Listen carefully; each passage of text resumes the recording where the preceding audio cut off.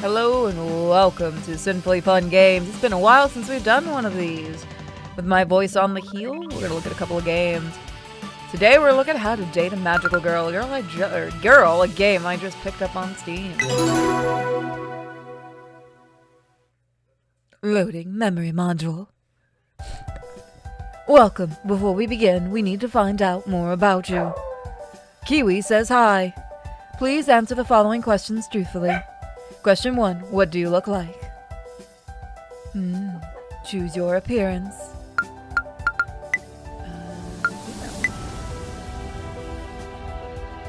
As I see, so you look like this? Very good, we shall continue. Question 2. What is your name?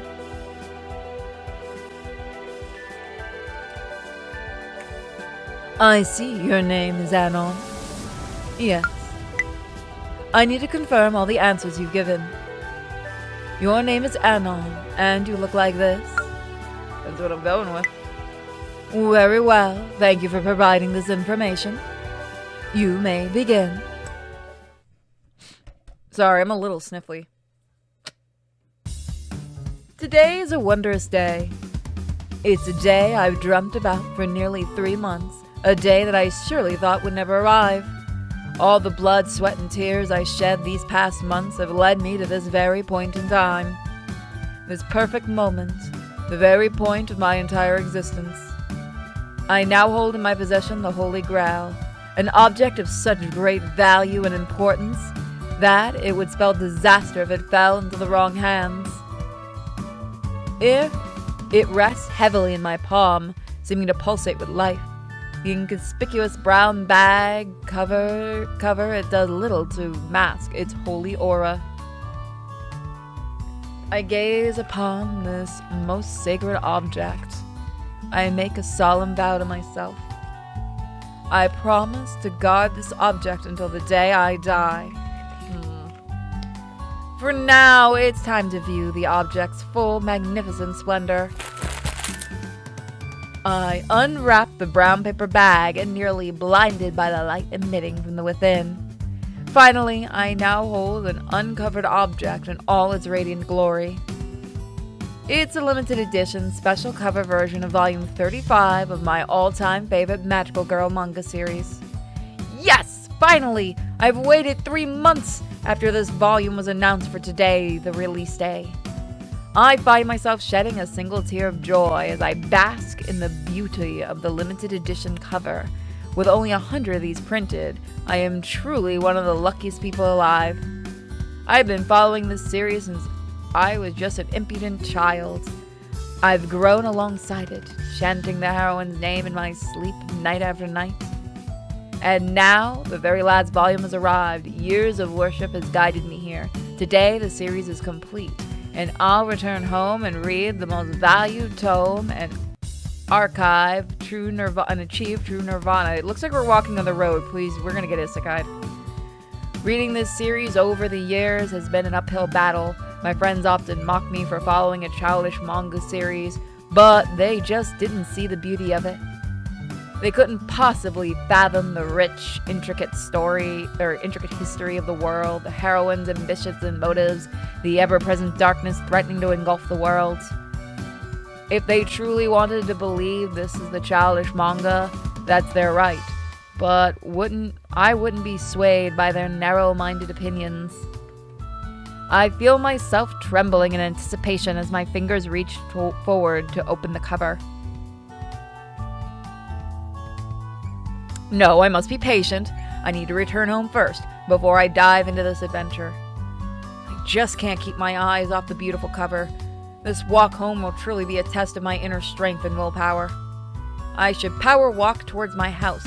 The quicker I get home, the quicker I can begin reading. Excellent idea. The journey speeds along at rapid pace. I don't even have time to take my eyes off the manga. I know this route so well. Just a few more blocks to go. We're gonna get isekai'd. Yep, truck gun. I feel like I've wasted most of the spring lazing away with nothing to do. I can't even remember the majority of it. The days just passed like a blur, every day the same as the last.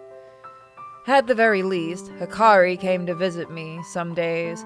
At least, I think she did. I don't remember if she stayed long, or if we talked much. Still, it was a nice thing for her to do. This week has been unusually hot for this season. I think the heat has been scrambling my brain like eggs on a frying pan. I've been finding it so hard to focus lately, to concentrate on anything at all. I know I should perk up a little, try and get some things done before the season ends. But then again, it's just so easy to lay there on the grass without a care in the world.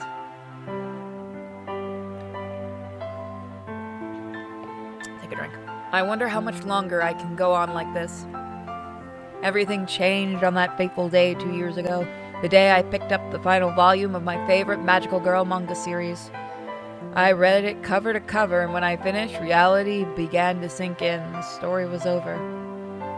The story I had been following for nearly my entire life was just finished. Since that day, I felt very, very lost. My appetite disappeared, I stopped hanging out with friends, I dropped all my hobbies. Holy shit.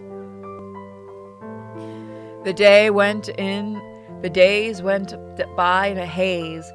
Looking back, I can't remember a single moment with any kind of clarity. It's sad, but that's the truth of it. I can try and blame the recent heat as much as I want to, but really, I've been feeling like this for a few seasons now. I need to pick myself up. If I don't get a grip, I'm going to throw away my entire future. I need to get my head back in the game. I need to pull it together before tomorrow. Tomorrow, the first day of my new school. It's kind of hard to believe, even though I graduated high school, someone decided for me that my studies should continue. I assume that someone was Hikari, she always meddling in my business. I suppose it's her way of looking after me. Before I knew it, I was enrolled in a new academy, without so much as my nod of approval. Classes start tomorrow, whether I'm ready or not. As for the academy itself, I can't say I know much about it. There was a brochure in the letterbox at one point, but that promptly fell into the recycling can. I remember it had a lot of smiling faces on it, probably just a typical propaganda. I don't even know what kind of classes I'll be attending. It could be anything considering Hikari's elective tastes. She probably signed me up for cooking classes, or horseback riding, or advanced basket weaving, who knows. I'm beginning to doze off in the warm afternoon sun. Just before my wariness slips away completely, a shadow falls across my face. Someone is suddenly standing over me. I squint, trying to make out their features. Time to wake up now, Anon.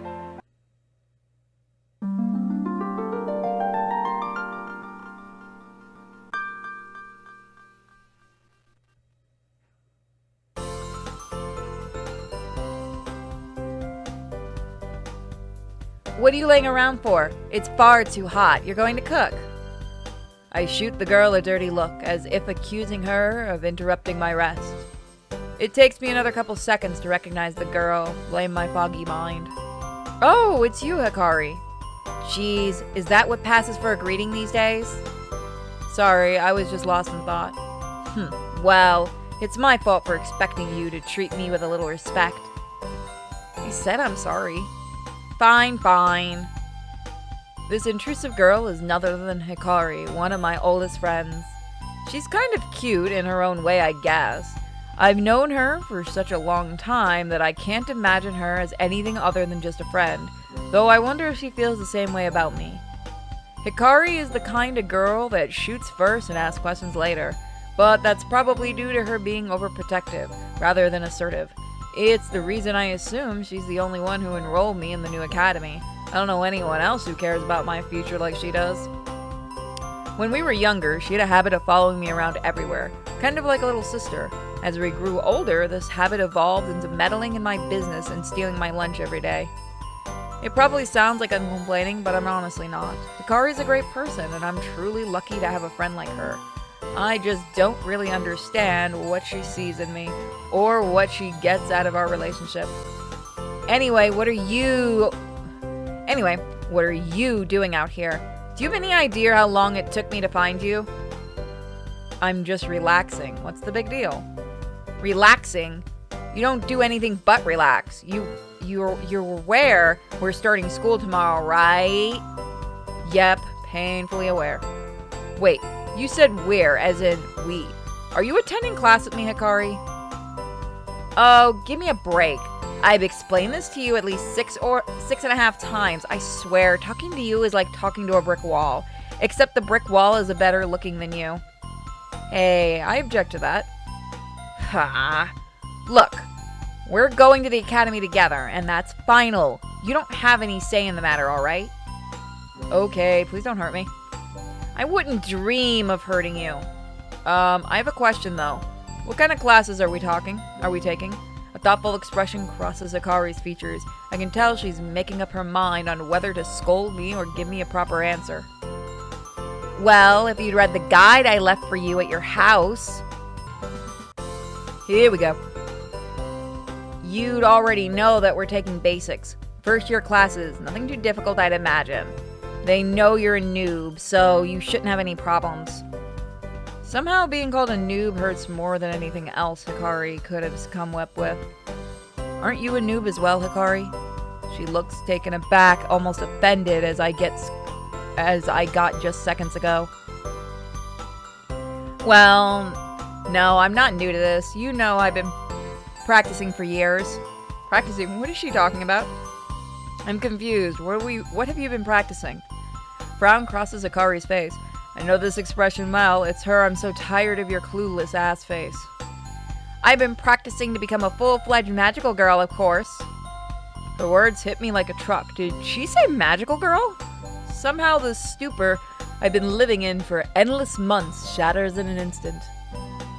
I feel like my eyes have opened for the first time in a long time. I see Hikari's smile face beaming at me, as if she's very proud of what she just said. Of course, I remember that Hikari is training to become a magical girl. How could I let such a magnificent fact elude me for so long? I've known as much for years. So, if I put two and two together, I'd say the academy we're attending tomorrow is a school for magical girls. But why am I going? I have no magical talent whatsoever. You look like you just took a nice hot... You look like you just took an ice-cold shower, Anon. Is everything okay? I think about her question for a moment. I do feel more alert now. It's a familiar feeling. That it's almost the way I felt before, back before my favorite manga series finished. The truth is, magical girls are very, very real. The whole time I have been in my head buried in manga, real-life magical girls exist all around me. I think I was just too nervous to ever go out and talk to them. Except for Hikari, I knew her before she ever awakened to her powers. I can't quite explain why I let my mind stay so foggy these last few years, but maybe now with school starting tomorrow, I can begin to work towards becoming a functioning human being again. I give Hikari a slight smile. Hikari, why am I going to school for magical girls? Hikari shuffles on the spot. She seems hesitant to tell me. Truth is...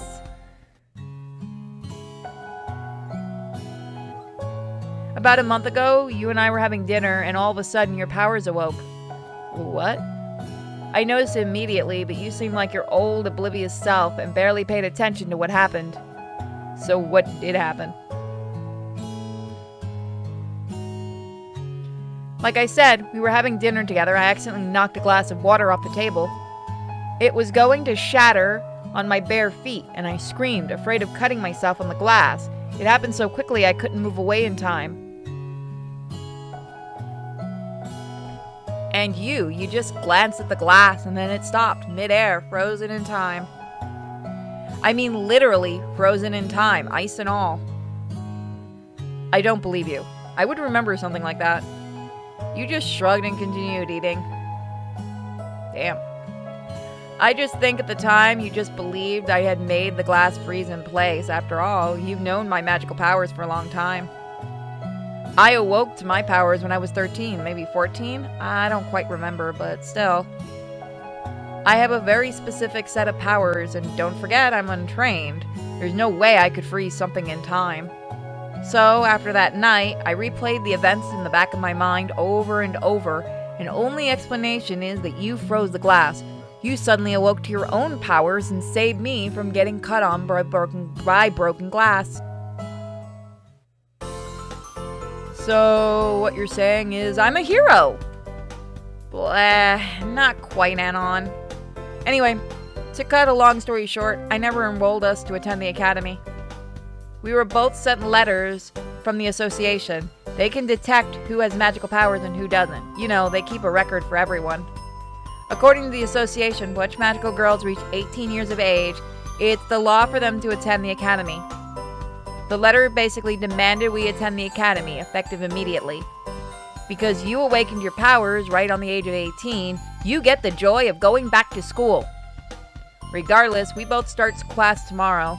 We'll both be training to become magical girls. All of the information is swirling around my head like a tornado. I feel simultaneously excited and exhausted.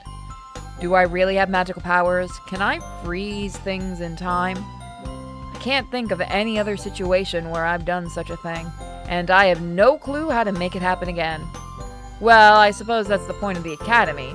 They should train me to reach my full potential, right? I guess attending class with Hikari won't be so bad.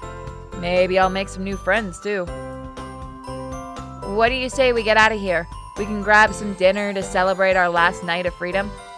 Sounds good to me. You're paying, though. I am not, you big lug. You can pay for both of us. Hey, dinner was your idea, not mine. Why should I pay? You're just as hopeless as always. How did I get dragged into going back to school with you? You'll love it. Let's see how many classes we make it through before I strangle you out of frustration.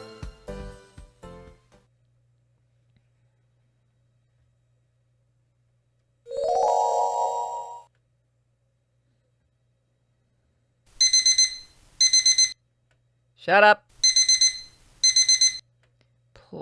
Please, for the love of all that is holy, shut up. I begrudgingly open my eyes, and I'm greeted by the sight of my alarm clock having a seizure on the floor. The glowing red numbers taunt my blurry vision by fading in and out at full speed. I groan and rub my eyes, trying to clear my vision. Finally, I can make out the numbers on the clock clearly. 8:02 a.m. I yawn. Thankfully, it's still early. I've got nothing to do today except eat leftovers, so why did I set my alarm for such an early time? 8:03. I smack my lips in thought of the cold Chinese takeout waiting for me in the refrigerator. 8:04 a.m. I stifle a yawn. Some distant thought is tugging at the back of my mind. Have I forgotten something important about today? Did I have something more serious to do than eat leftovers? 8:05. Nah, impossible. There is nothing important going on in my life now. Maybe Hikari said she'll visit today, or something small like that. 8:06. Oh yeah, something is coming to me. School? Am I supposed to go to school today? 8:07. I feel like a bucket of cold water has just splashed over my face. Suddenly wide awake, I realize that I've been completely forgotten that today is my first day at the academy. Everything is coming back to me now, including the fact that Hikari told me first year orientation starts at 8:30 sharp. Sharp! 8:08. I can't be late for my first day at the academy.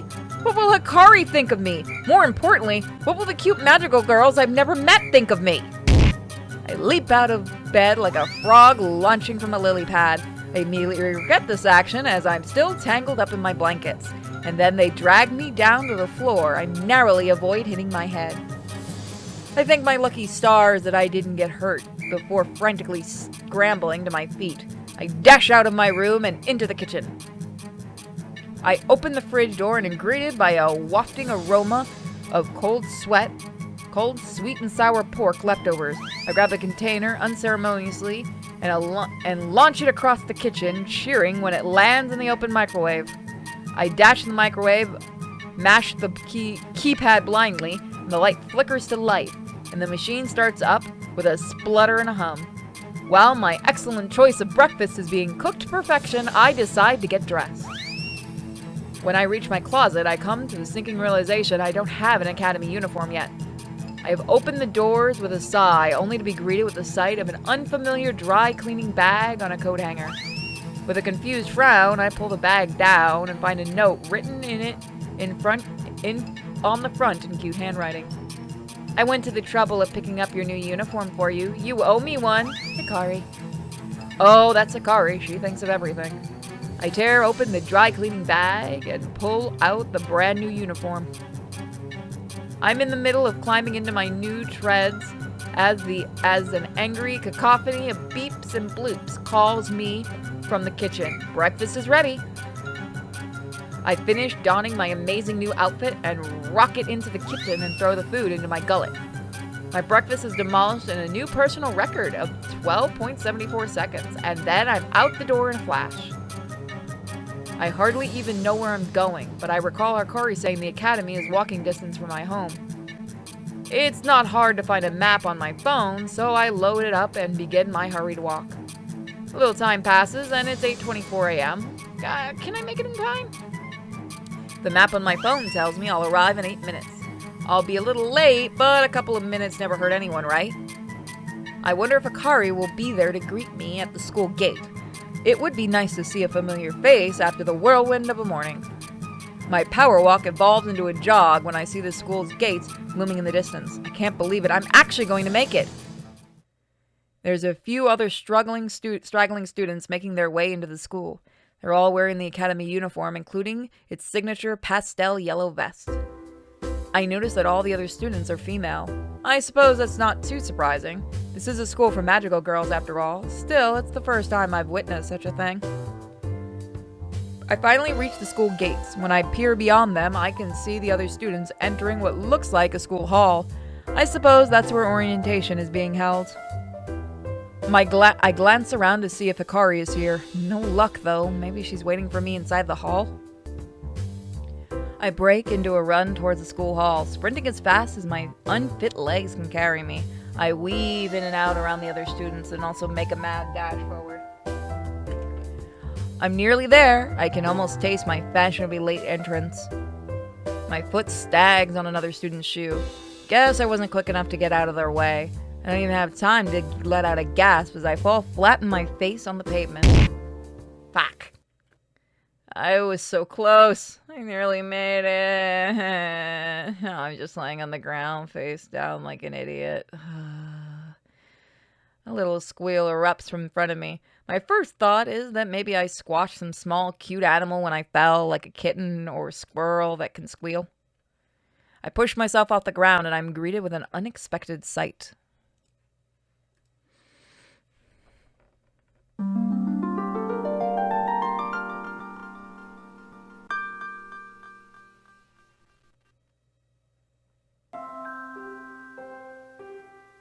Yep, we know what you're doing, game. A cute girl wearing glasses has fallen on the ground in front of me. She looks to be about my age, so I assume she's a first-year student as well. Totally, I didn't crash. She is trying and failing to cover up her panties, which I believe the entire world can see now. Don't look. I bashfully turn my head away for at least a second. Then I turn back to her. Stop it! Stop looking! I'm sorry, I think I knocked you over. No, I think it was my fault. I was in a rush and wasn't looking where I was going. Are you hurt? No, I'm okay. The girl is still trying to adjust her skirt so that she can rescue her dignity. Are we really late for orientation? Yeah, I think so. That's terrible. I promised myself I would make it on time. I can't believe I slept in. I'm such a stupid girl. Hey now, don't beat yourself up. I slept in too. You don't understand. I only slept in because I went to bed at 3 a.m., even though I promised myself I wouldn't stay up so late. This girl sure seems interesting. Wonder what could have caused her to stay up so late, the day before school starts. Why were you up until 3 a.m.? That's too embarrassing to answer. Come on, you can tell me. It's not like we're strangers. I mean, I've seen your... How don't say it. Oops. Fine, I'll tell you. I tell you why I was so up so late. I was watching films. Films, huh? What kind of films? It's not my fault. I have trouble going to bed after watching horror movies. I start to see shadows lurking in every corner, and I get too scared to even try to sleep. I don't expect someone like you to know what it's like. To be so engrossed in a tale of the macabre that all the hairs in your body are on end, to be frightened senseless at the slightest strange sound from within your own home. Until you experience that kind of paralyzing terror, you'll never understand the joy of cult horror films. Okay, there must be something wrong with me because I fucking love horror movies and I've never gotten scared. Not since I was like a wee kid. Your pussy. The girl is breathing heavily, obviously exhausted from her passionate outburst. I think she may have a screw loose. You haven't lived until you've seen a film that makes your toes curl, chills your bones, and gives you goosebumps all at the same time. I'll take your word for it. So this girl likes to scare herself senseless, and then she wonders why she can't get to sleep at a decent hour?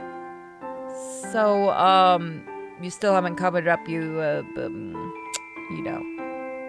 The girl squeals again in embarrassment. I feel sorry for her if the view wasn't in my favor. Stop looking! Sorry! Why am I cursed with such bad luck? How can something so embarrassing happen on the first day of school? I suppose I understand why she's so distressed. Maybe I should say something to calm her down? By the way, what's your name? My name? Yeah, is that such an unusual question? No, I suppose not. My name is Yui Akiyama. Pleased to meet you, I guess. It's nice to meet you, Yui. My name is Anon. I get to my feet and dust myself off, and I reach a hand out to Yui. Here, let me help you up. Wait, is that a different art style? Yeah, I think it is. I swear that Yui blushes for a second before grabbing my hand. Her fingers are soft and delicate. Warm, she grips my hand ever so lightly, and I manage to lift her off of her feet. Thank you. I'm sorry we had to meet under such distressing circumstances. Don't sweat it. I'm just happy to have met you at all. The soft red blush returns to her cheeks and she looks away shyly. We should go. Yeah. Without another word, Yui takes the lead and walks in front of me. I follow behind her obediently. So this is where we're going to leave it for this. If you guys do want to see more of it, please let me know in the comments section. And I'll see. And also let me know if you want to see it on this channel or Sinfully Pure, my other channel. Alright guys, have a fantastic day. Bye everybody.